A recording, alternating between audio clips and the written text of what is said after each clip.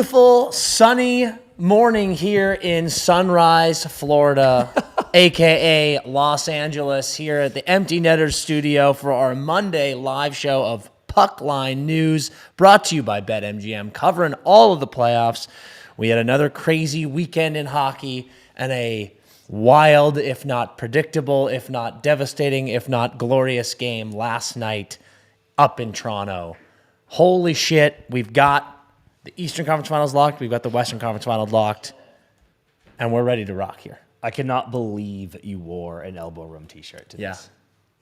It is actually the most fucked thing I've ever seen in my whole life that you would do that. Dude, we have honest, good, hardworking Leafs fans in this chat. We do, dude, and I Where's love Jack them. At? Is Jack here? I love them, and I feel for them. I actually wouldn't be surprised if Jack doesn't show up today. I love them, and I feel for them. Jack's here, dude. Jack's here. I love them, and I feel for them. But at the end of the day, I made my bed. I've been on the Panthers train for 2 straight years. And then I got horny about Tampa, and I issued an apology, and Cats Nation brought me back in. And we try to be as unbiased as possible. We show love everywhere we can. We did that to Toronto, but I did pick the Cats, so I'm going to show my Panthers fans some love. And dude, just to be clear, this is how fucked this is. That's my shirt that you just want. And I had to buy this shirt last year because before what happened? I think it was before game 7. I think.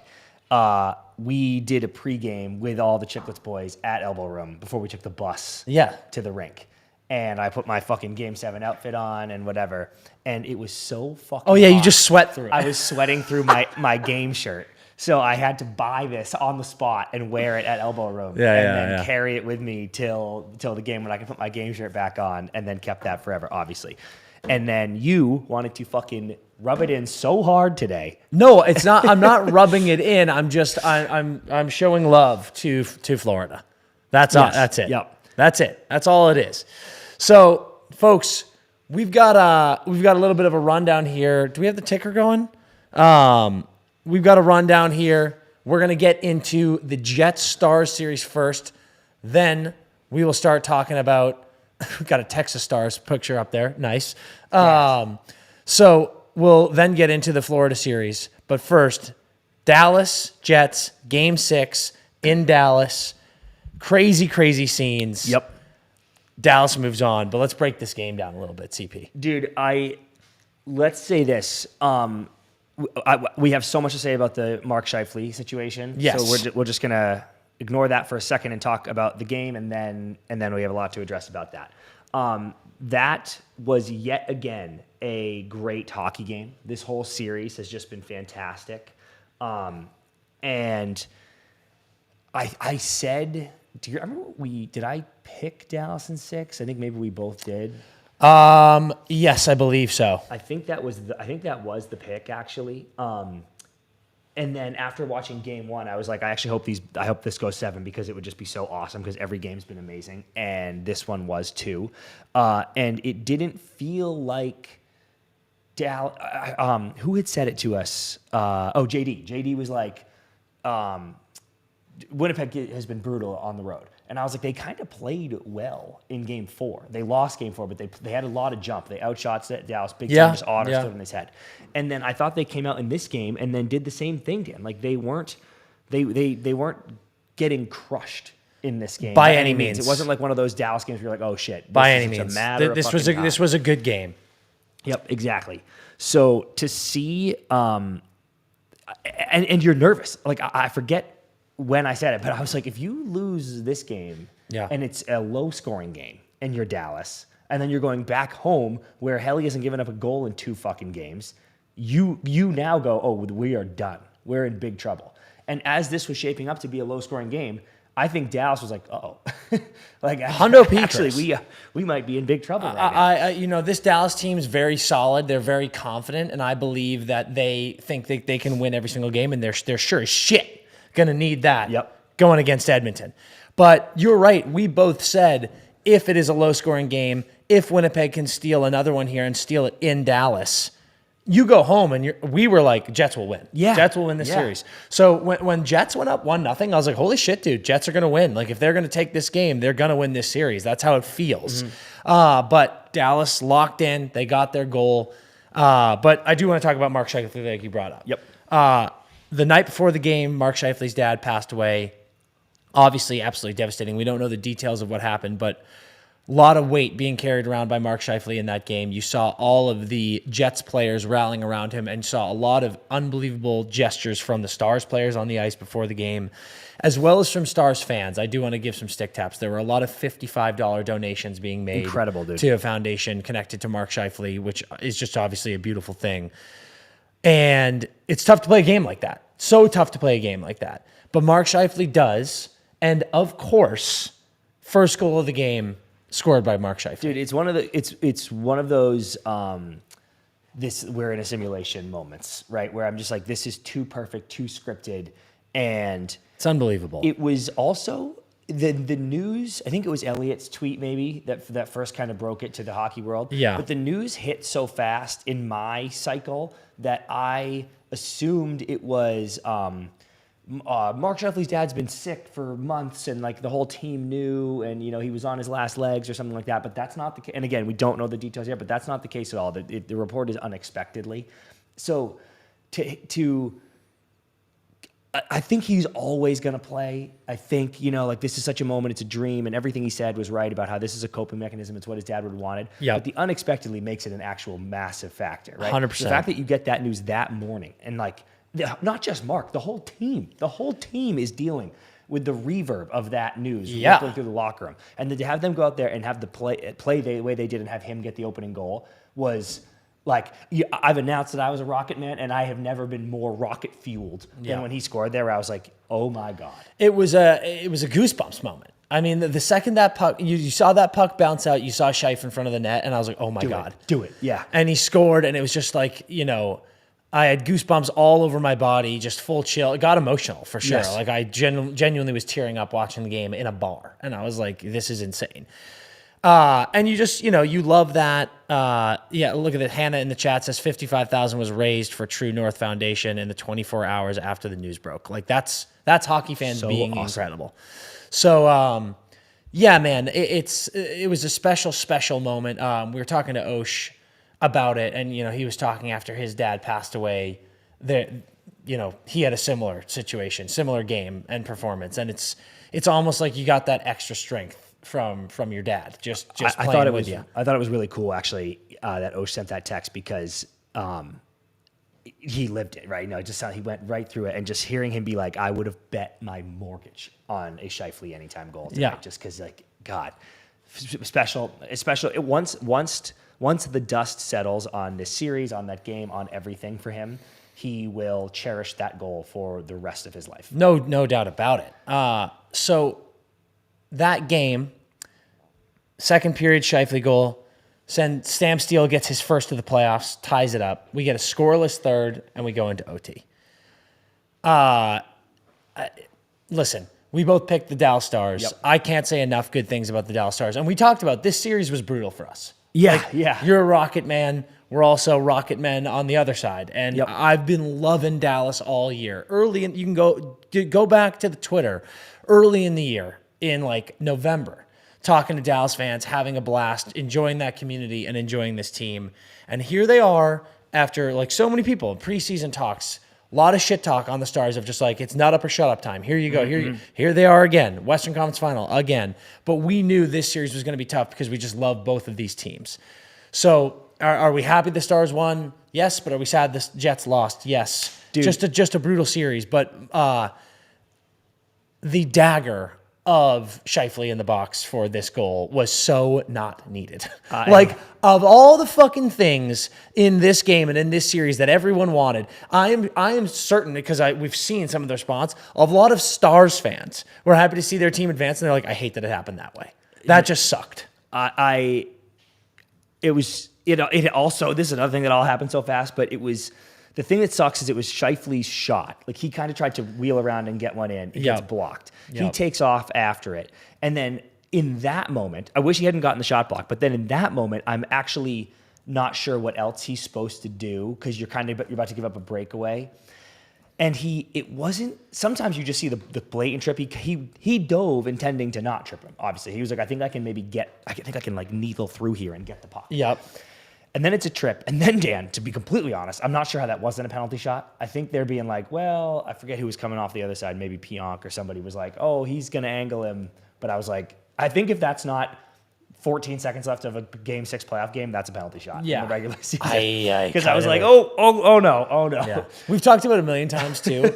A new rule we'd like to institute in the NHL is when there's a penalty shot, team should be able to elect to take the penalty shot or the power play. Yeah, right. I think there's a lot of teams that would be like this. I want the power play. Yeah, right. So depending on who you got. Yeah. But that, when they call the penalty, and I kind of see it's Scheifele, agree with you. I don't care who you're rooting for in that game. Even the biggest Stars fans in this chat, I feel like you have to go, please don't score on this power play. Honestly, win the game. Legitimately, please don't score right now. Please don't score on this power play. And then to have them get, I forget what the clock was, but there was like 3 seconds left. It was, I actually think...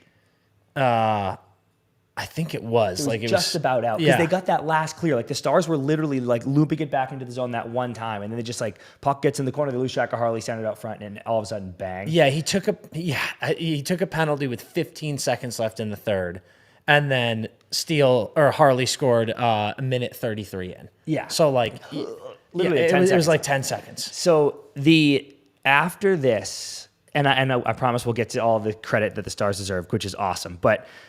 I like watching Adam Lowry go into the penalty box because like Scheifele couldn't even get out of the box. Oh my God, dude. Watching Adam Lowry go into the penalty box to give him a hug, and then his teammates coming up, Hellebuck giving him hugs, and then the guys in the handshake line. There's been a million. How many times have you seen it online already of the Jamie Benn two days apart? Like literally punch in the face, $5,000 fine, hugging at center ice, first in line, 5-minute conversation about how much he means to the game and everything. Compound that with the post games. I don't know if everybody saw all of them, but I watched the Pionk and Lowry one where Lowry is literally crying. Dude, you were talking about being in a bar. I was so emotional during that. I borderline had to turn them off. I was like, I'm going to watch these later. Oh, it was awful. This is breaking my heart in such a deep way. Especially because they were just referencing the kill so much. They were like, it's not even just that we lost the game. Like we just wanted to get that kill for him so bad. And they did it. Yeah. They did it. And then 10 seconds. Oh, dude. I sometimes I joke with people where and all of you in the chat, I'm sure you'll agree with at least the beginning of this. You grow up as a sports fan. You love your team so much. Like I was a Bruins fan, and it's like, God, if the Bruins don't win, I hope every team loses. This sucks, whatever. I was never the guy that was like, whoever beats us, I hope they win. I was like, I hope they I hope they never play again. So doing this job and getting older, probably part of it too. When I'm a neutral. That's it for me, dude. I'm just too old to have any hatred for teams now. When I'm a neutral, it actually gets hard for me to watch the team lose because I feel legitimately sad for them, because I have no hate for this random team. And the way this went down, dude, oh my God. I wrote down in my notes, let me see if I can find this somewhere, but I literally, dude, I just feel awful for Winnipeg. I don't know if we even have any Winnipeg fans that consistently come in this chat, but I feel, shout out if you are, I feel so terrible for them. That team, the town and the fans, but like those boys, after what they've accomplished this year and winning the President's Trophy and just coming together as a family and being so good and everybody doubting them, including us a lot of the time, where I'm like, they're not as good as Colorado or Dallas. And they're like, aren't we though? And just like, God, to have it end this way, I'm now rooting. I want the Jets to win the Cup next year so badly. So bad. Holy hell. Let's, before we get into the flowers for Dallas, which we'll do a ton of, let's talk about Winnipeg. Yeah. I do have a ton to say about Winnipeg. So this team wins the President's Trophy. They're amazing. They have a really unlucky bounce, tough first round against the Blues, which got a little hairy, but then they took care of business. And then they come into this series. It goes 6. Could have easily gone 7. You lose an OT in Dallas in 6. This team really has a 29-year-old Ehlers, who is about to be a UFA. You've got Brandon Tanev, who you picked up as UFA. Then you have several RFAs, Gabe Velarde being a very crucial one, Morgan Barron, I think, being a crucial one, Kupari, a crucial one. Sandberg is a RFA on your defense. That's another one that you want to get locked up. But like this team, their core, if you will, is here. And we saw, was it last year, 2 years ago, You had all the drama of Scheifele and Hellebuck. Yep. Scheifele and Hellebuck, they're about to be free agents. They're like, you're a huge leader, arguably your best forward. You're Vezina winning goalie. They're leaving. No chance they're staying in Winnipeg. And then bang, they both signed $8.5 million deals till 2028. Like they are. Which is a steal, by the way. So locked in. Yep. Both of them are so locked in. You get Blake Wheeler's money is coming off the books. So that's a little bit of good stuff for them. But here's the thing about Winnipeg. We'll talk about Ehlers. That's a loss. And that's one where if you are the Jets and Ehlers leaves, you got to replace that immediately. You got to do what Carolina did when they lost some of their great defensemen. You got to sign someone immediately. This team, I think, has faced so much bullshit over the years with people saying no one wants to sign with Winnipeg. People getting traded to Winnipeg at the deadline, and then you hearing stories of them being like, fuck me, I didn't want to go there. They have all the talk about their fans. Are people even selling out at the barn? Then the fans come to the defense and they're like, the tickets are too expensive. Yep. Like this team's constantly battling to be like, we are the shit. Our fans are amazing. We matter. Watching the emotion of these guys on the ice was, like you said, utterly devastating. Oh, dude. And it makes me think, okay, folks, look at the not to call anyone out. Yep. But look at the contrast around the league of some teams that lose in the regular season, don't make the playoffs, and then lose in the playoffs, and they're bounced, and they're just like, not like whatever, but the raw emotion from the Jets. And I know it's round 2, little further on, but like, that's not a group you don't want to play for. You know what I mean? And I'll say this, obviously, the Scheifele situation changed the emotion of everybody in the rink. Yeah. Obviously. So it's what I'm about to say is borderline unfair. And it is also a ricochet, which I think you were just avoiding. Yeah. But I am almost sure that the Jets fans weren't going to be throwing shit on the ice if they were losing that game. Yeah. If they were just losing 3-1 and the Stars going empty netter, and I think the Jets fans would have gone, thank you so much for everything. Your best swing. Yeah. Tough matchup. So, I hope fucking they get a sick free agent, dude. I hope someone fucking wants to reload there and they just run it. We'll see what happens with Ehlers. We've heard a lot of things. We've heard that there's chances that he is going to be leaving, but there are great free agents available. There's someone that they could get. And they draft well. They've got good prospects. So I'm with you, dude. Winnipeg is, as we said, right? If there is a Canadian team with a smaller fan, or not a smaller fan base, but a smaller community that just is die hard and rides hard for their team that we're going to rally around, in what world is it not this team? So, here's our message to the chat. Here's our message to all of our listeners. We got a couple here, Dan. BW, Winnipeg, and I think there's maybe one more in here, but there's a couple peggers in here. Love that we got some peggers in here.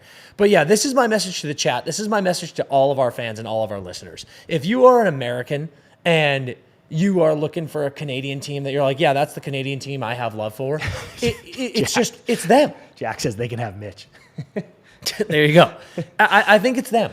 Winnipeg is just so fucking awesome. Yep. And their players are the shit. And yeah, I think they've got a bright future. Let's see what happens with the Ehlers. But would you say too that I think that per the rules, Otter is now the starter in Milan. He won the bet. And that's the way it's going to go. But I would say that Hellebuck should be proud of that. I think Hellebuck answered a lot of questions in that game. I'm glad you brought this up because I was about to move on. Here's the deal. I think Otter is your starter now. And I don't even think... He's the starter, dude. I don't even think it's debatable. Like, we can do our joke bet, but... If you were a Jets fan, you cannot... Yes, did he answer questions? Absolutely. But are there still questions remaining that are unanswered? Absolutely as well. Yep. I don't see any world where you could confidently start Connor Hellebuck in something like that and be like, yeah, there's no demons or anything lingering. And I'm so proud of him for his Game 7 against St. Louis, and I'm so proud of him for his Game 5 and 6 against Dallas here. Yep. This was a great game. Only 20 shots, I think, for Dallas, but it doesn't matter. You gave up one goal in the second period. You locked down all third, and you lose an OT on a power play. Shit on a power play. Like some people were like, I saw some people being like, because it just misses his blocker, and they're like, he's gonna get that up, and I'm like, he literally can't see anything. Yeah. So, answered a ton of questions. That said, before that, I was like, we had conversations about this in private. Yeah. Well, I didn't say that. But you do if you kept that up. If he went into Dallas here and he got fucking pinballed, Winnipeg would legitimately have to be like, we might have to trade this guy. And it might be one of those situations where, like, I don't know, maybe it's just here. Maybe it's something about the travel, but it's not working. And I am very glad to say, in my opinion, you don't have that issue anymore. Mm-hmm. Like, you're going to be okay. I'm proud of him, truly, dude. And I think maybe I was just...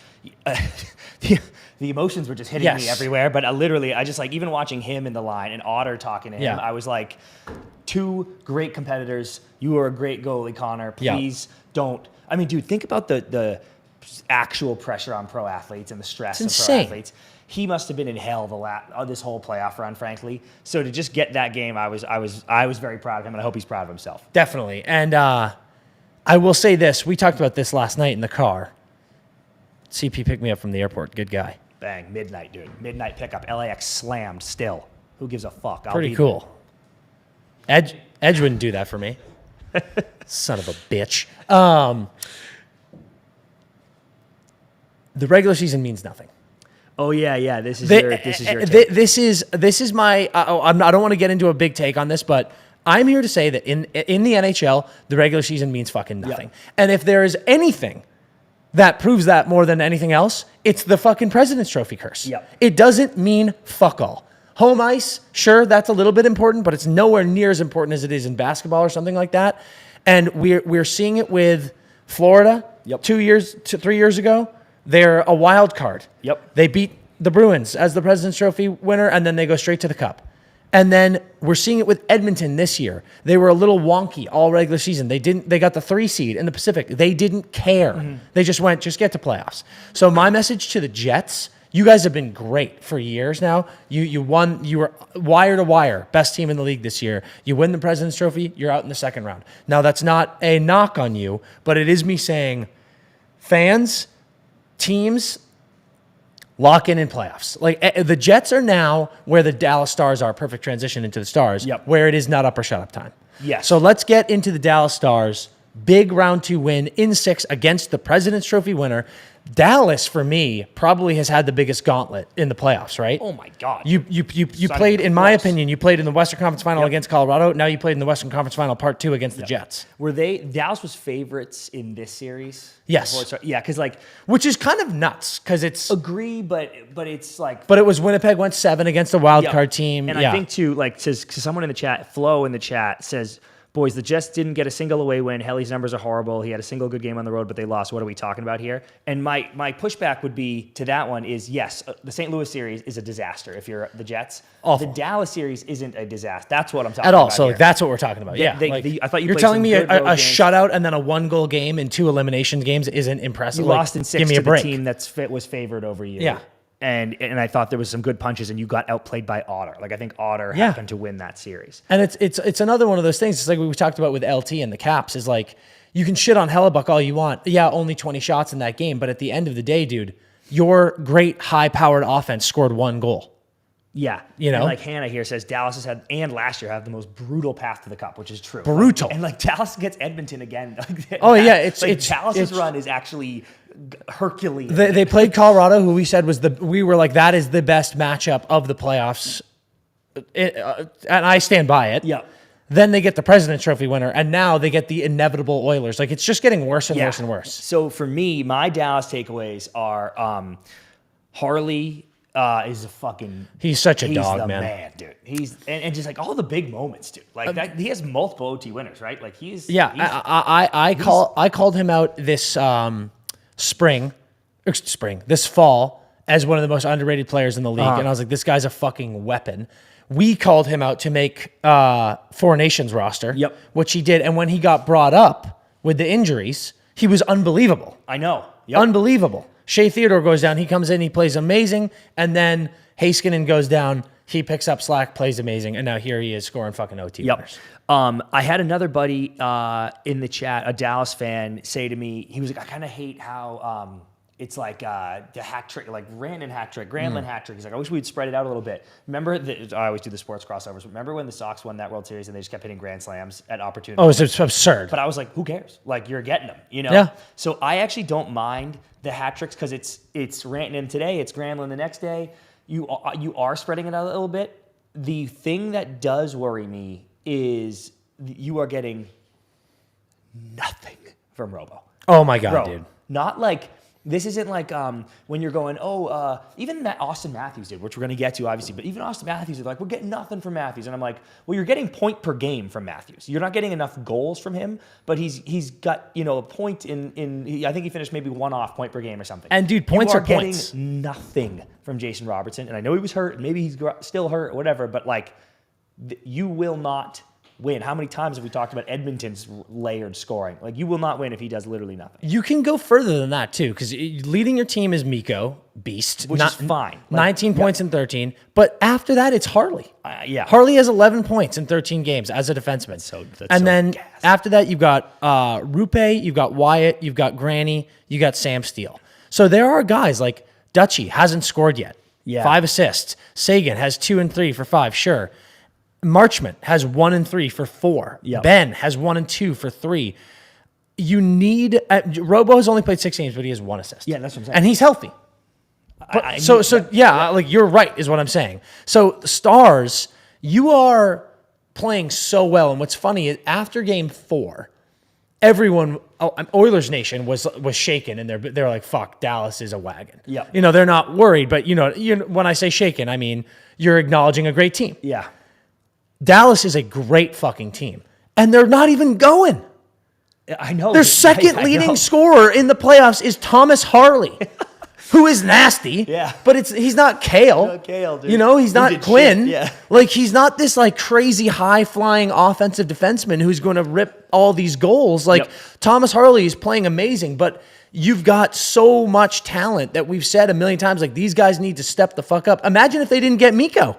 I know, dude. And that's what you need to be asking yourself. If you were a Dallas Stars fan, you need to be asking yourself, if we didn't pick up Mikko, where would we be right now? Because your guys, Rupe, Wyatt, Robo, like big time, Robo. And then the role guys of like Duchesne, Ben, Sagan, Marchment, Steele. Those guys aren't firing yet. And I'm like, fuck me. And Matt Nolan in the chat says, quotes, healthy. Give me a fucking break. I'm sorry. I'm fucking sorry. If it comes out that he has a ruptured lung and spleen, and sometimes that happens. Like the fucking Bergeron had that one season, literally had a ruptured lung. Yeah.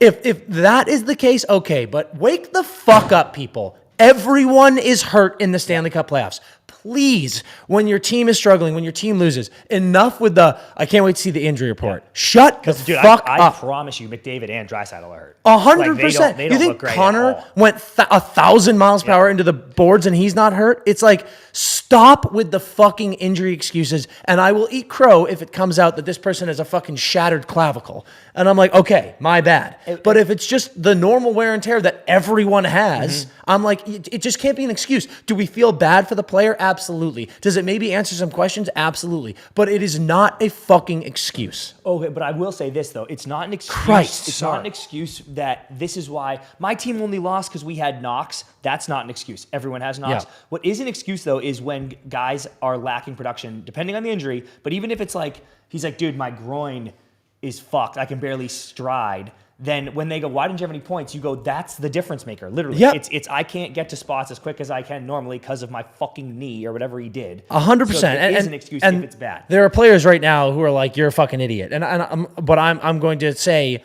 no, I get it. I get that that's why you're not producing. But I'm saying for fans, I don't accept the excuses. It's like everyone's dealing with something. Does it affect their play? Yes, and that sucks.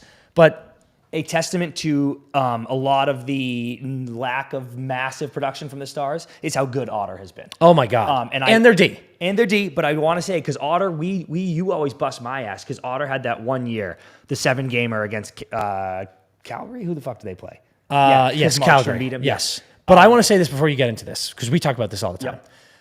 There was a decade where the most important person in Chris's life, Thomas Edward Patrick Brady, didn't win shit.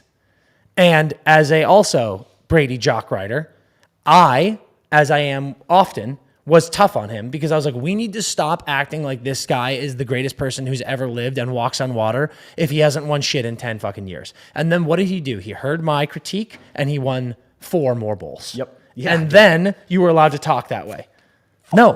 Fuck you. Because without me, it wouldn't have happened. So with Otter, I had his back the whole time, and I had his back too. That's what lifted him to greater heights. This guy's I believed. I believed. No, you had blind belief, which leads to failure. No. You need to have honest. It's called faith, Dan. Faith is a fact. Did I say faith is a fact? We're quoting Arrested Development way too much these days. But when you say I get on your ass about Otter, it's me saying I think Otter's nasty too. But even Otter knows he's got to get the next hump. Mm-hmm. And these playoffs, he's been fucking fantastic. And he actually, I'll do this for you, chat. He's been nails. And I would say though he hasn't even been that Calgary guy, which was fucking unconscious. That was like Jaguar shit. Yeah. But he's above his career averages 919, 247. You can win with that. You can win a cup with that, dude. Yeah. Are you kidding me? 919, 247 in today's game with how much scoring there is, I'll take that all day. And I think that's to kind of and listen, the entire pod tomorrow is going to be conference finals previews. So I don't want to get too much into any of that in this live. But I will say, we talk about how tough the path's been. Yes, it's been brutal. Yeah. Truly. And that sucks, dude. Like this path, some teams have it easy. This path has sucked. You're telling me you got to go Colorado, Winnipeg, Edmonton, and then whoever comes out of the fucking East. Yeah. Nightmare. But with that being said, all you Dallas fans everywhere, I got texts coming in begging me for this Edmonton rematch. They want it. Feed me the fucking They Oilers. want it. We should have beat them last year, which I agree. I had you over the Oilers last year. Yeah. But the same things that I'm seeing in this matchup that might make me want to pick Dallas. I don't know what I'm going to say tonight when we record. We'll see. But the same things I'm seeing, I was seeing last year. Like you're telling me I'm going to walk into a Jake Oettinger, Stuart Skinner match and the Oilers are going to win in 6? No way. Bang. They smacked you around in 1 and 6. No way that could happen. No way. So, dude, if you want this rematch so bad, how many times have I said Canes nut up or shut up? Yeah. Bro, this is Dallas's 3rd straight Western Conference final, 4th in the last 5 years. Yeah. We talk about Colorado's closing fucking window and shit, or Colorado's wasted window. Or the Canes. Not closing, wasted window. Yeah. What are we talking about here, dude? You're in the semifinals every fucking year. You have no cups to show for it. You need to get there, and this is what you wanted. Yeah. The path sucks. I agree. The path sucks. But you have to go to the cup this year. You have to beat this Oilers team. You do. And I you're right. I want to save this for the pod that we'll record later today that will come out tomorrow morning. Guys, make sure you're subscribed to the YouTube. Make sure you're giving us 5-star reviews on Spotify and Apple. I look at this Dallas franchise, Chris, a lot like Florida, in that over these years, they've drafted really, really well. Mm-hmm. They've given out really, really good contracts. They have made a key trade that could be the factor. Matthew Tkachuk trade. Now we've got the Mikko Rantanen trade. Good call. Yeah, that means that is then an immediate signing. This, if you look around the NHL and you don't have Dallas in your top 5, maybe top 3 well-run franchises, you're out of your mind. Yes, look at how well they draft. And sometimes it's a process. Sometimes it takes a few years. It takes growing pains. It takes struggles. And this is it. This is where you are, Dallas. You are now facing Edmonton again. And I believe you are the better team on paper. But all that matters is can you perform? And in a closeout game, Chris, at home, Otter had a 9.5 save percentage in that game. Gave up 1 goal and they win in OT. Mm-hmm. And that's it. That's the shit that's like, okay, that is a good sign. That's the win that we needed to show we're doing it. So, dude, I think you're in a good spot if you're Dallas. I love the voodoo tiki hut's gonna go crazy before this series because they don't even have to hurt their stars. It's like Henrique and Connor Brown and Jan Marcus that's killing them. I know. So Dallas' 3rd line and 4th line guys are like, wait. And it's fucking. I'm sorry, dude. Yeah, Jesus Christ. Boom, there goes your knee. We can't have the Oilers' 3rd line. Here's the thing, dude. Us. Ekholm's coming back. Fuck yeah. So, what is going to happen here? Is Mikey Madonna's going to fucking suit up? Yeah, Miro takes another step. I think Miro takes another step. There we go. To health. All right. It is time to move on what a lot of our East Coasters have been waiting for. The Toronto Maple Leafs versus the Florida Panthers. Game 7 in Toronto, and it was an absolute bloodbath. Dude, we're going back to elbow.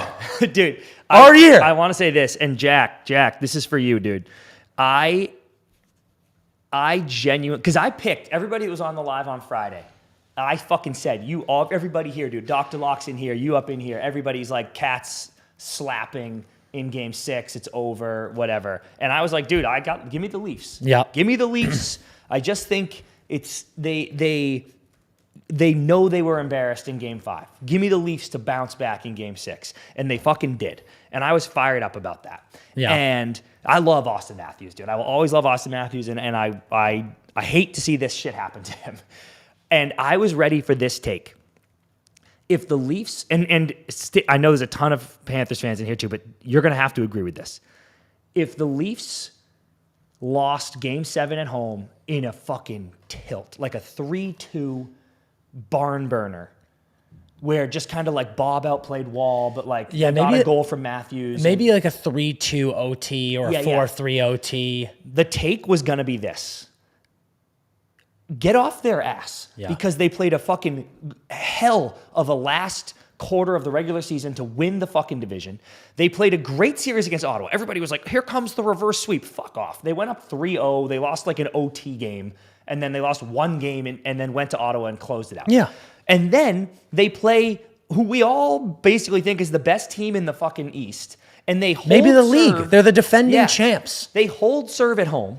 Then they lose 2 in Florida. Like, that's not... 1 being OT. Yeah, that's not a big deal. Like, then the best team held serve. And then, yes, you had a tight butthole and embarrassed yourself at home in Game 5, but then won a fucking gritty Game 6, dropped your nuts on the table, and won in Florida. And then you lose an absolute barn burner 3-2 at home, but, like, fuck off. I would have been like, this Leafs team deserves your respect. Yeah. They played their ass off.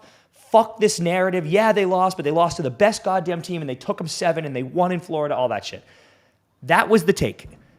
All that had to happen was you didn't get absolutely ragged again in Game 7. Rinsed off the ice. And that sucked, and that hurt my pitch. For a period, this game was wild. Because the Cats came out, they had 7 unanswered shots, I believe, and it felt like 25. Yep.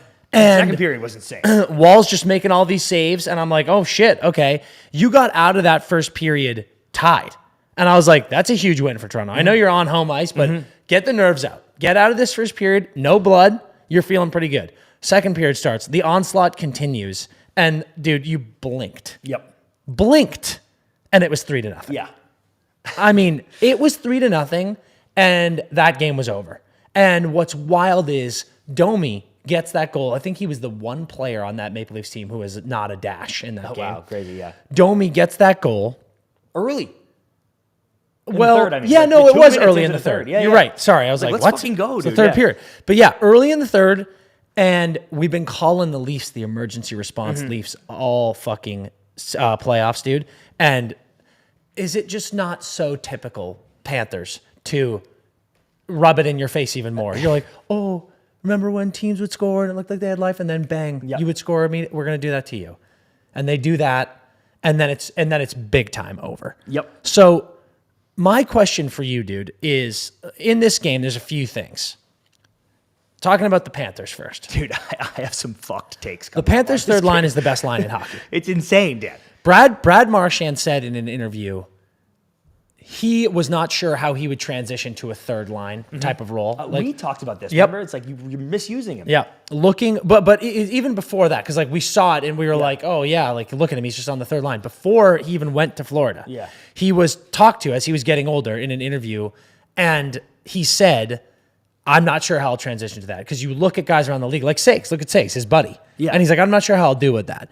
He gets to Florida, and it looked not like it was going poorly, but it was like, he is so talented still, and I don't know if this is working that well. And in my opinion, in round 1, and even early in this series, Brad was making a lot of those like quick, shifty, offensive-minded plays, and Lusto and Lundell were like, we have not really played with a guy like you before. Yeah. And the way in this series, as it's gone on, that they have figured him out, and that line is brutal to play against. Because think of the matchups they're getting. That out, dude. We got Baby Barkov, you got Listo, who's so fucking good, and then Marshy is just still Brad fucking Killer Marchand, the Rat King. Yep. And they have figured each other out now, and they are devastating to play against. And they borderline won this game. Like they just went out, they won every single battle. They had so many points, and it's just like, fuck me, I don't know how you possibly play against that line. And then I will leave this to you, because I want your take on this big time. Dude, we see this a lot. the rebirth of Seth Jones Yeah. on this team must just destroy so many fan bases who felt like they had Seth Jones and didn't get the best version of him. Bro, it's absolutely insane. The moves they made, you talked about Marshy, now we're talking about Seth. This Panthers team lost some guys. Lost Brandon Montour, right? Yeah. Like they lost some guys. OEL was a big one. Yeah. And they just the pieces they brought in and the way they are built, Kachuk said it after the game, we're built to wear you down in a 7-game series and within a game. And whatever they're getting from Maurice too, Brad said some really complimentary things about Maurice, how he gets the guys going. What's his Game 7 record? Do you see that? Maurice is, I think, 6-0 in Game 7. 6-0 now, yeah. That actually would be such a tilt if it was Game 7 in the finals, DeBoer versus Maurice. But anyway, God, epic. Could you imagine? But this Panthers team has proven to be such a, you said it to me off air, just a pedigree. Playoff pedigree, well-oiled machine built for these moments. Yeah, I can't believe it. You can see them just, I know it sounds so dumb, but everyone that's played a sport, like it seems so dumb in the pros that they're like, oh, they all want it. They all want to win. Yeah. But literally, dude, you can just see the Panthers want it more, period. Like it's just every single fucking loose puck. Every single loose puck is like kept in at the blue line, chipped out of their zone. They're on it every fucking time. It's insane. It is. It seems so. This just came into my head, and it seems so childish to say. The Panthers team is just a bunch of men. Yeah, Biz, dude. After the game, Biz said the first comment Biz made. They all cut to him like, "Whoa, busy," and he goes, "Men versus boys out there. Men versus boys." Yep. I don't mean to sound like a cliche, but they're just men. Like we always talk about. Okay, it is Game 7. Yep. Are you going to go win that puck battle? Are you going to get shots on net? Are you going to beat up your opponent? And the Panthers team, pay the price. For 3 straight years, we've seen them go, yes, we are. And since losing to Vegas in the final, we haven't seen them lose because they go into these battles every time, dude, and just win. And yes, Seth Jones, I just saw someone say in the chat, I don't know if I can find it, but you know, my guy, one of my favorite players to watch, Gustav Forsling. Yep. Seth Jones was better than my guy Forsling in this series. That is fucking insane. That was the dream that was Rome when you drafted Seth Jones. What we saw. Yeah. And what we've seen, frankly, is like great D, but puck moving, scoring. Big body. Holy shit, dude. That offensively was imposing. Crazy. I do want to discuss, I promised my boy Dave that we would get into a couple of the we'll call it wonky calls. I also do want to say quickly to the chat, to the world, referee Chris Rooney. Yes. Took a stick to the eye in that game. Really, really scary play. Was bleeding a lot. He is confirmed okay. No damage to his eye. He's got one hell of a shiner. Yep. Like really legit shiner. Yeah. But he's okay. We'll hopefully see him back here pretty soon. But totally fine. Love you, Runes. Yeah. Get well. And yeah, I know we got a lot of people who bitch and piss and moan about refs in this league. Chris Rooney is one of the greatest people we have ever met. Correct. And a dear friend, and we absolutely love him, and you should too. Let's get into a couple of the wonky plays. First, the goalie interference. Okay, start with goal number 4 that did not happen. Seth Jones would win the second goal of the night. Or actually, no, let's start with the offsides because that was goal number 3, right? And that was a big goal in the game, obviously, because huge goal. Makes it 3-0. 3-0. So we have this play, guys, where who was coming out? I think doesn't matter. Seth Jones. I think Gadjevich was coming out. I think it's him. I think he scored. I think it's him. Who was? Gad. I think he's the one coming out, I think that might be right. I think he turns right back around and scores. I think that's right. Yeah. Seth Jones enters the zone. Gad is coming out. And Seth Jones, while carrying the puck, pushes the puck into the zone before Gad checks out. By a mile. But Seth Jones does not play the puck until Gad has checked back onside. He doesn't touch the puck for sure. Yep. Doesn't. Oh yeah, no doubt. Yep. That is the rule. The debate is, does Seth enter the zone before Gad is out? And it is razor thin. It is razor thin, but I think if you look at it, and a lot of people are saying it was the correct call, and and just hear us out, I think it's correct that, or it's too close to call, let's say, that Seth has got his back right leg hanging. Yep. Gad makes the tight turn and is completely out before Seth is completely in. I think that does happen. And I am here. I agree, and I am here to say, for me, 100% that was the right call. I frankly love this rule. Okay, yep. I think it showed remarkable hockey IQ by Seth Jones. And that's a Bill Belichick moment. Yeah, fair. Like, if you don't know that rule, shame on you. And clearly Seth Jones did know. Like don't say that was lucky. That was a conscious decision by him. Yep. And I think it's a cool rule. I think it's a good rule. And I think you see that it doesn't get challenged because Toronto's like, yeah, I bet Berube's like, yeah, that was a good play. Like, he's on. And he didn't play the puck. Well done. Dude, watching it live was like, that's 1,000% offside. And then when it wasn't, I was so rattled. And then they explained the rule to me. Because my knee jerk was, I actually don't like this rule. I think it's stupid because the point is like, he's not out. Yeah. Gadd didn't get back out, and the puck is back in. That is bullshit.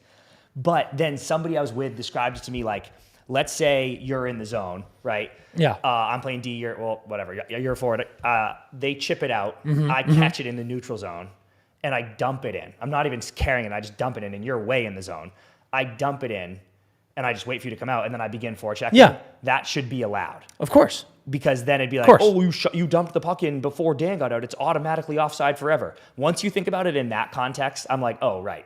Of course, the puck should be able to go in before anyone's out because I'm just chipping it deep. Yeah. Which is essentially what Seth Jones did. He just dumped it in by like pushing it into the zone and waited. But a little sandwich. A little sandwich in with some backspin. True. Because if you my knee jerk was change the rule. CP, great explanation. My knee jerk was change the rule. Then I was like, oh, then you literally couldn't dump the puck in ever again. It's the same thing. So it's just like that one was so close. That's what happened. That's why it is a sick rule. Yeah. That was why it is a sick play by Seth Jones. And that's why it was fucking dagger. It's a good rule. I know that one was a sketchy play. There are some people in here who are like, what a horrible rule.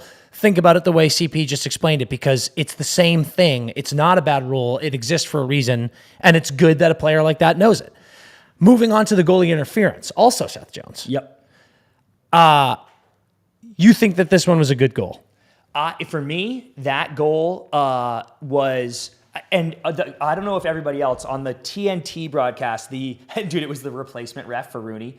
So they were like, well, now we'll hear from the backup ref. And he comes in and the mic's off. And I was like, you're fired, dude. But I don't know if anyone else, whatever you guys were watching on, maybe you did hear. So I had to message some people, but they were like, oh, it's they're waving it for goalie interference. Yeah. I thought in real time they were waving it for kicking motion, which you guys have all heard me rant and rave about this. I think anything off your foot shouldn't count. But if we're going to allow the rule the way it currently is, that obviously wasn't a kicking motion. He's literally baseball sliding. So whatever. But then they were like, okay, goalie interference. I watch it again. 100% he hits Joe. Yeah. I don't think it hindered Joe's ability to make the save. Usually goalie interference is like, I'm in your way. Like, you can't get your leg out. Like, he hit Joe on this side, it went in over here, like whatever. And the contact was initiated by the defenseman. I forget who that was. So in my opinion, if that had been challenged, it would have been overturned and been a goal. But I think Maurice actually, maybe he was taking a page out of the Jim Hiller mistake playbook. 100%. And was like, there's just no need for this. Because if they don't give it to us, because goalie interference is the most fucked review ever. If they don't give it to us and then the Leafs get a power play and then it's 3-1, I'm like, wow, that was a bad swing. And we always talk about it has to be very, very conclusive to change the call on the ice. Yeah. That's just good coaching. Not to dog on Jim Hiller, but guys, that's great coaching. You're up 3-0. You get a goal that you're like, that probably was a goal, but worst case scenario is you challenge it and then you give them a power play and now it's 3. It's like, that was brilliant coaching. I agree. It was a good goal. Weird play, but I am going to say the contact on Riley, a lot of people are like, Riley knocks him over. I thought that was a good play by Riley. Me too. That was not a penalty. Like if that puck didn't go in, that's not a penalty. So given that, I think it's almost difficult to say that he knocked him into wall. You know, it was wishy-washy, but I think it probably was a goal. But ultimately, the point of bringing this up is phenomenal stuff from Paul Maurice to not challenge that. Yes. And phenomenal response from the Cats to hold that 3-0 lead into the third period, get scored on, and then bang, goal again. Dude, real quick, Zach says, how about TNT missing the Reinhardt goal? Dude, crazy. I was literally, obviously it was kind of out of hand at that point and getting late in the game, but at one point I looked up And I was like, did I just miss? Was I not paying attention for the goal? And then the people were like, no, they didn't even fucking show it. It's so crazy. Chat seems to be in very much agreement. That was a good goal. I mean, we don't need to say we agree. It's our take. It was a good goal, but just a great coaching decision. Yeah. And then smart response from the boys. A couple of things in this game. Yep. We've talked a lot about the Panthers, how fucking good they are, their response. I think we got to spend a lot of time on Toronto. For sure. Before we get into that, there's a couple of things about the Cats that I want to say. You brought it up earlier about their mentality. The comments that Matthew Tkachuk made about their team being built to break a team down over a 7-game series. That's so true.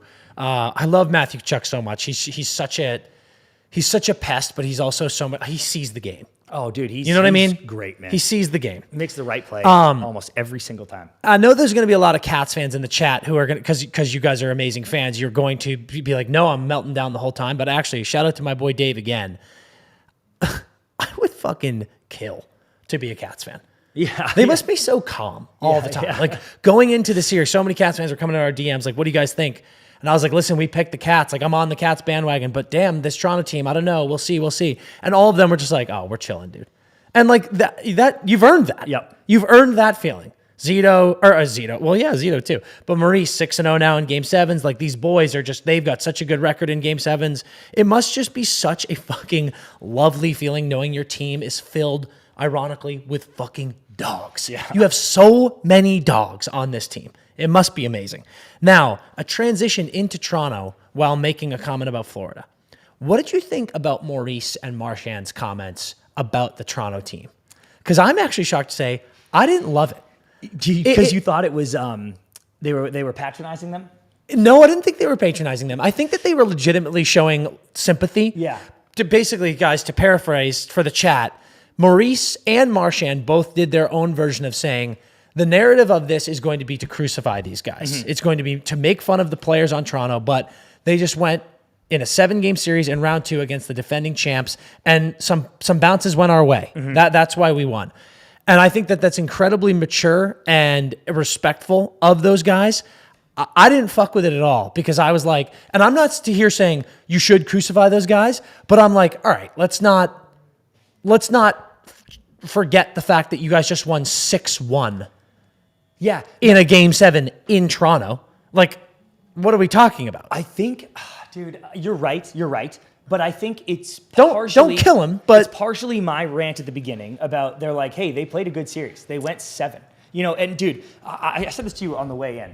The thing that pisses me off about the playoffs sometimes is I'll go all the way back to the Bruins-Panthers 2023. Everybody in my life that's a huge Boston fan references that as like the worst choke of all time, which of course you broke the regular season record for wins and they're the wild card team, last team in. It looks horrible, but in my opinion, what we know now about the Panthers is they are one of the best teams going, and that's what they were then. Yeah. They had a great second half, they made the playoffs, whatever. So in reality, that was the Bruins against the Panthers, probably the 2 best teams in the Eastern Conference that year. Yeah, it was the first round, but that was essentially the Eastern Conference Finals. Yep. And the Bruins lost in 7. They should have won, but they lost in 7, especially when they were up 3-1. Yep. You know, there's a million fucking things you can say, but that was a fucking really hard series against 2 really good teams. So was this. This is a 7-game series against 2 really good teams. So I understand why they're trying to throw sympathy. And I think Brad's additional comments of it's all the extra shit they're dealing with. You know, like it's so much. I'm not trying to make excuses for them either, because it's like they don't deserve the excuses. But it's like, God, there's so much fucking going on. Everybody in the Panthers chat saying like, dude, we're chilling. No one's chilling in Toronto. No one. Not the fans, not Berube, not the coach, or not the players. No. So it's like, fuck, man. It is a constant mental prison that you are in as a player, as a fan, as a member of that community. And it's fucking absolutely preposterous. And it's interesting when you look at those Marner quotes from last year when they lose in the first round to Boston. And he goes, we're gods here. People kind of dogged him for that comment. But it's true. They definitely are. And at the same time, they're tormented day in and day out. You wonder, it's when you think about the let's talk about the tax issue in the league.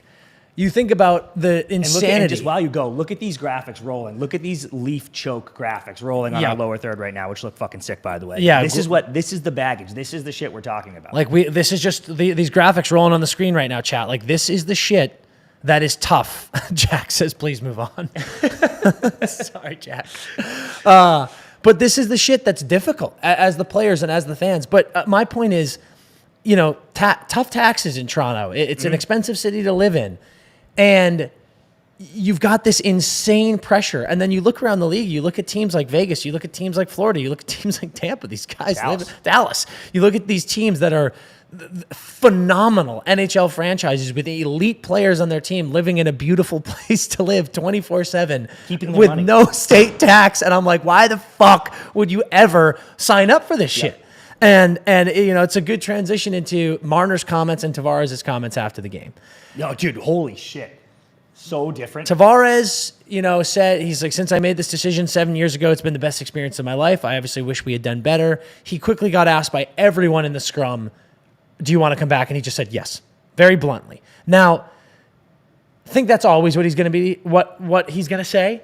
And we'll see if Tavares takes a pay cut and comes back to play with his team. But I'm going to be honest, Tavares, for me, feels like the quintessential. He is, 33 years old? Still playing, right. Still performing. I think he had 80 points last year. He played great again this 34. Year. This is a guy who I look at a lot of teams that might need a center. I mean, even someone in a high-pressure fan base 38 tucks this year. Sorry? He had 38 Yeah, 38 goals this year. Nasty. I look at a team like Boston that needs a center. I look at a team like Vegas, who could use another great center like that. And Tampa, actually, great example. And I could see Tavares going down to one of these less pressure teams and just be the consummate pro he is and just have another 75, 80-point season and win a cup. Yeah. And I'm like, get out of there, dude.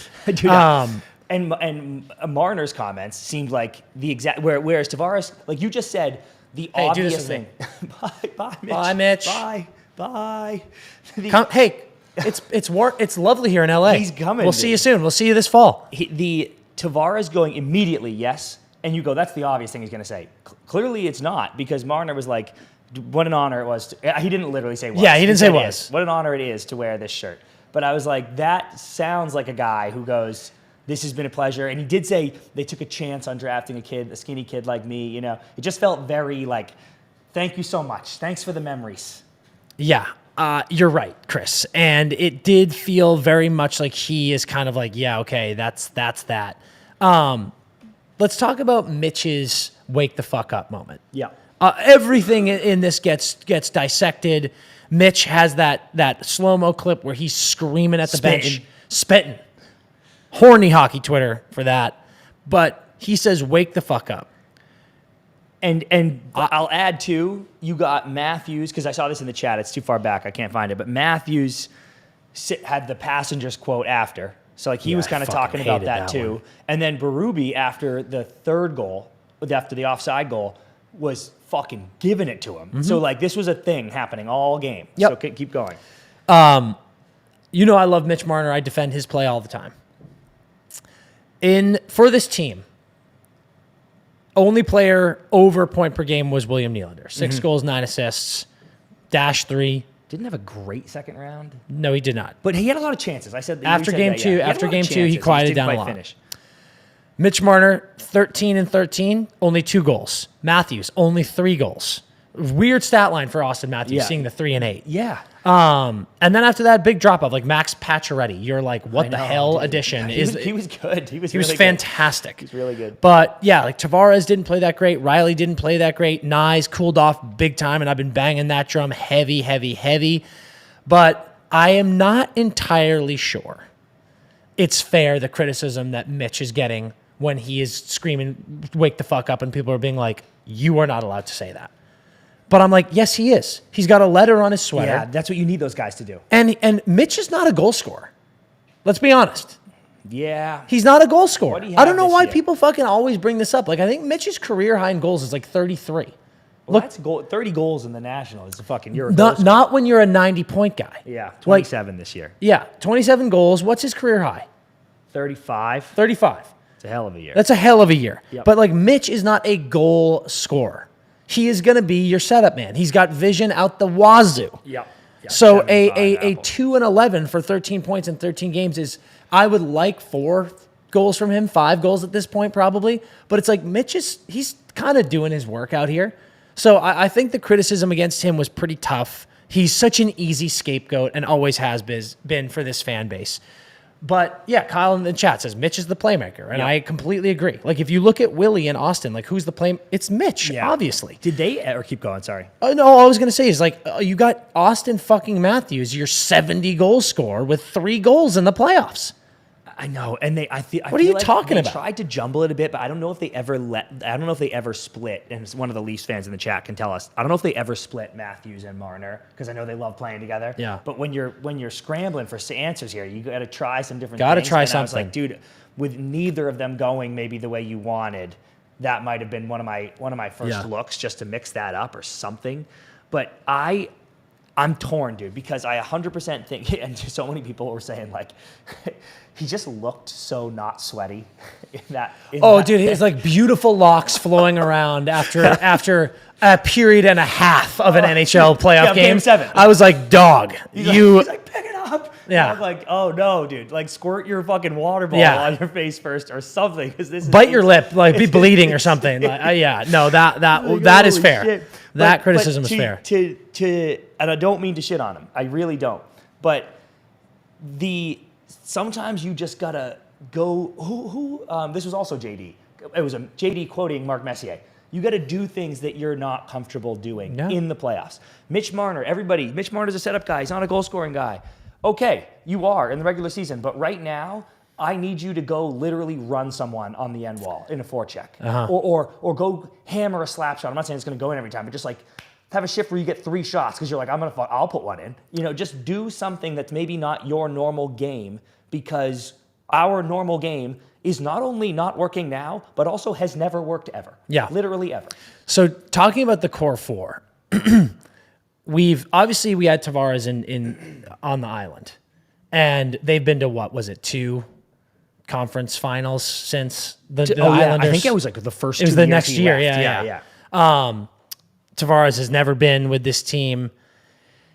We're going to see them broken up. There is no fucking planet where Marner and Tavares are both re-signed. We've been saying that for years. The last two. But we haven't really seen a new contract for any of them. Agree. It's always been, do you have to trade them? Yeah. This is way different. They're UFAs. Yep. There's no planet, in my opinion, where both of them come back. Yep.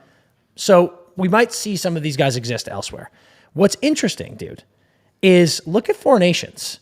Marner was great. Yeah. And had a elite play in OT that won that was 4 so Nations sick for off the Canada. skate. Holy fuck. So there's some people in the chat right now saying Marner will thrive elsewhere, and I think that is so possible. And it's I don't know. He thrives here. I don't know who. Well, not in the playoffs. Yeah. And that's all that fucking matters. Like we said, regular season doesn't matter.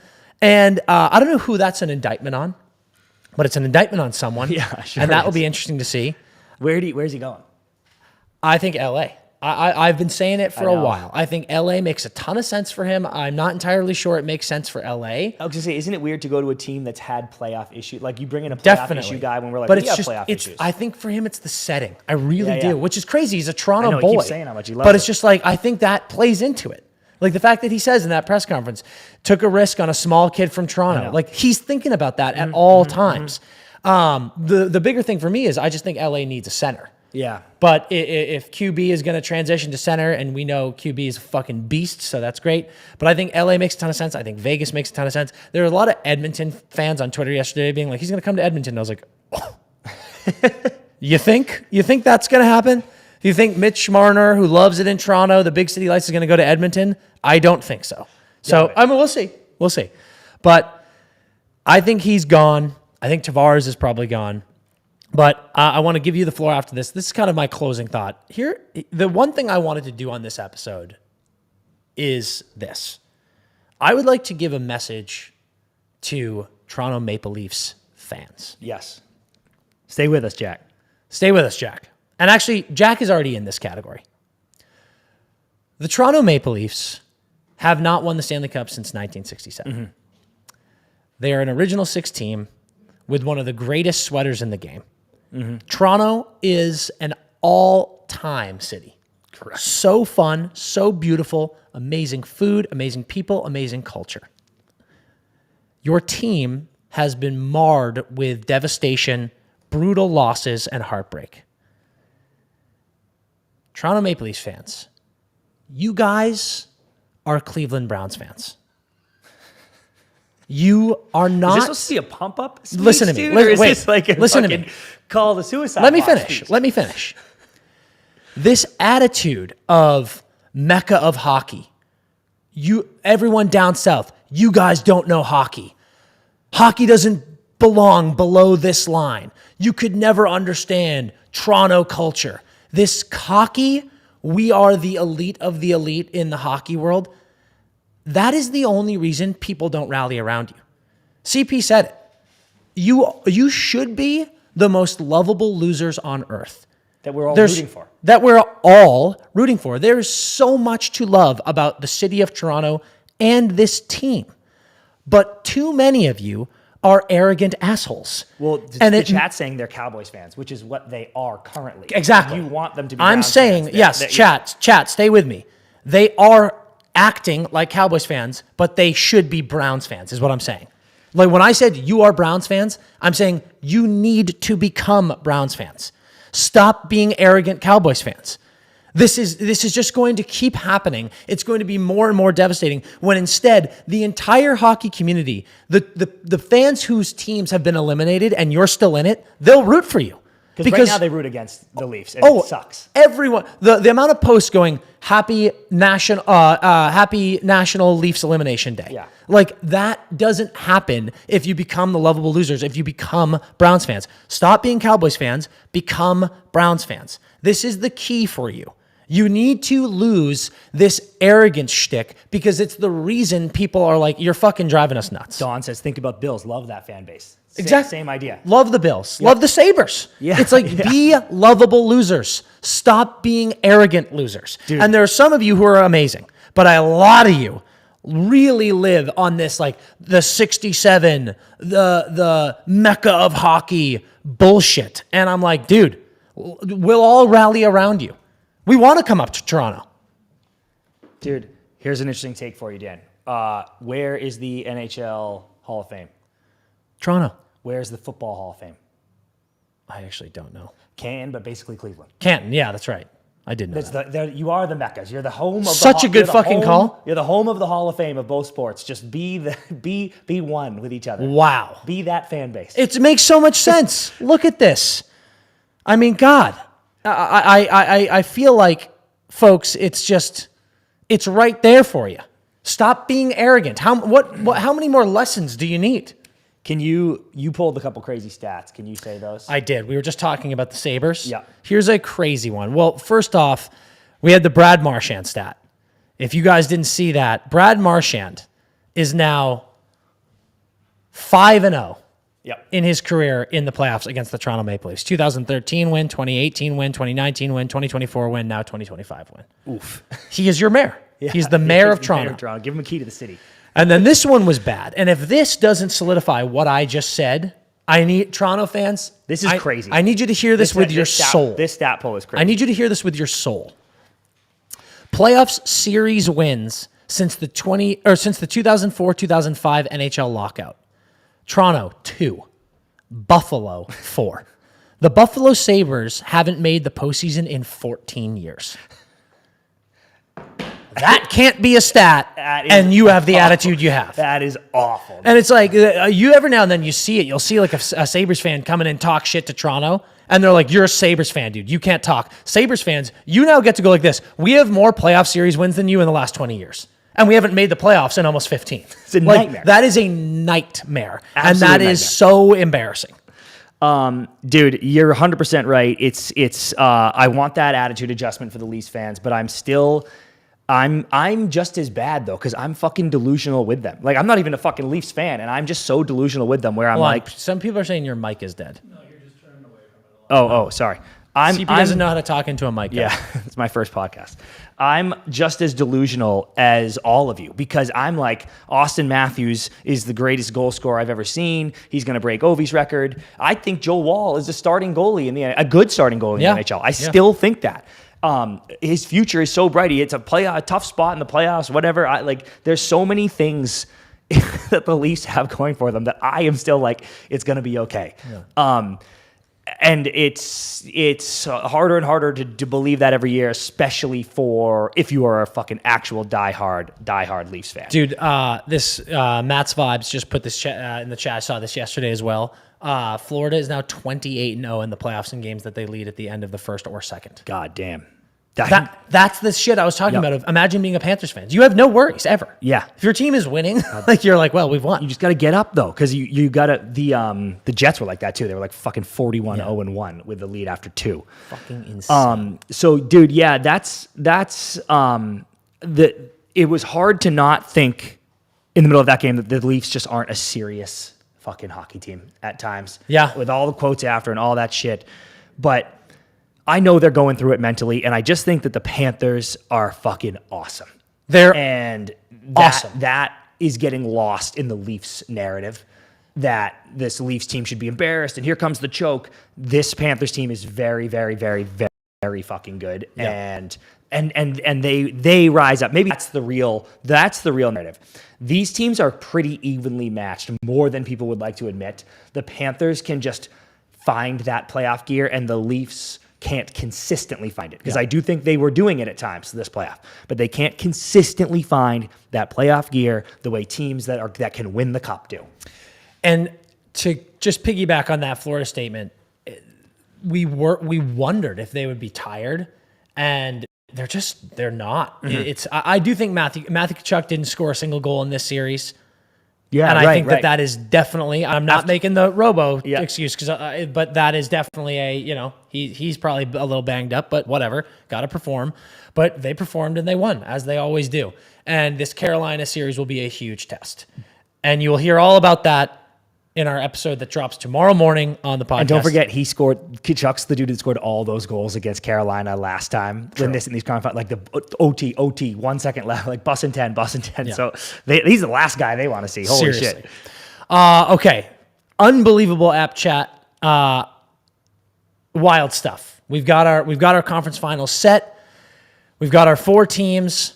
This is going to be unbelievable. I know I'm rocking this elbow room shirt today. We'll see what your pick is. A lot of Cats fans saying that the tides turned in that series when they bought our elbow room tee. Oh, yes. I mean, someone in the chat earlier, I forget your name, said that he got the shirt, wore it for games 3, 4, and 5, and then forgot to wear it in game 6. Oh, huge. And then wore it in game 7. Huge. And then boom. Yeah. So the elbow room the elbow room shirt is crushing. Make sure you scoop that. I'm wearing a hat right now. You can get this hat in our merch store. I'll put it in the chat right now, guys. emptynetters.shop. And you're going to find all of our new designed 6 shirts, our crew necks. Everything is so fun. Snag some of that stuff right now. Also, Canes fans. Yeah, I was going to say shirts coming for every conference final team. Canes fans, Cats fans, Stars fans, Oilers fans. We've got an elite playoff shirt coming for you guys this week. Every team's going to be represented, so scoop some good stuff. Subscribe to the YouTube right now. Send the YouTube to a friend, a hockey friend who might not know of us yet. I don't know how that's possible, but if they don't, send us to them. Make sure they subscribe. Start listening to the pod. Follow us on all the socials. We're going to be buzzing around as usual. Great stuff, and we're on to the conference finals. On to the conference finals.